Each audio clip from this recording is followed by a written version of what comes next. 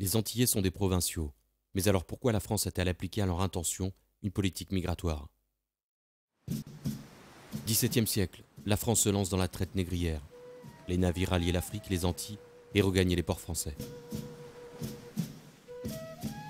Les Antillais sont aussitôt français, bien avant que la Corse ou même Nancy ne soit française. Pourtant, les droits des populations seront bafoués et c'est ce paradoxe qui perdurera. Les esclaves se rebelleront. Le 4 février 1794, la Convention abolira l'esclavage des Noirs. Mais en 1802, Napoléon Ier le rétablira, confirmant ainsi la contradiction française.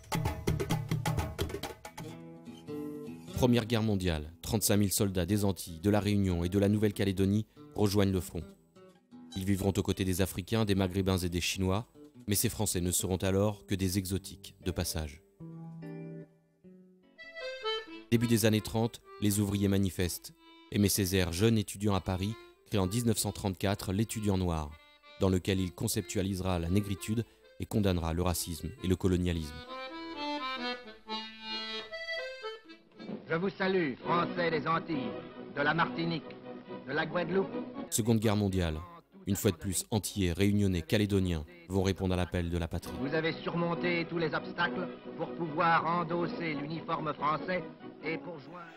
Ce n'est qu'en 1946 que le statut de département sera donné aux Antilles, touchées par la crise, forçant ainsi certains habitants à rejoindre l'Hexagone.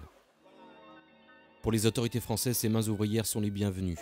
Mais ce ne sont pas des Français comme les autres, ils sont noirs pour la plupart, alors, forcément. C'était un petit négro tout ce qu'il y a de rigolo. Il avait dit l'histoire de jolies dents blanches dans une bouche toute noire.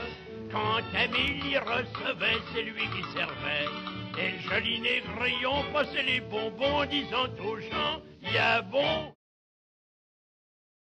1963 voit la naissance du Bumidum, un bureau chargé spécialement d'orchestrer les migrations de l'outre-mer vers la capitale.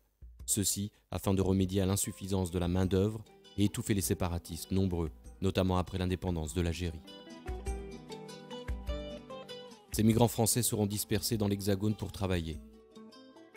Ils côtoieront à nouveau leurs anciens frères d'armes, africains et maghrébins.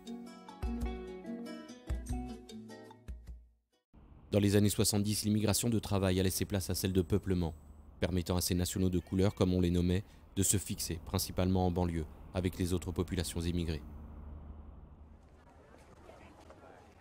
Entre-temps, l'outre-mer endurera des crises incessantes, révoltes, manifestations, incompréhensions. Je souhaite que nous cessions d'être considérés comme des départements d'outre-mer, mais comme des départements français. 1982, la gauche remplace le Bumidum par l'ANT, continuant ainsi le déplacement de milliers de personnes dans tout l'Hexagone. En janvier 2009, la Guadeloupe se soulève, suivirent la Martinique, la Réunion entre autres. Pour réponse, le président convoquera des États généraux et nommera un ministre de l'Outre-mer. Depuis, ces Français se posent la question de leur place et de leur avenir au sein de la République.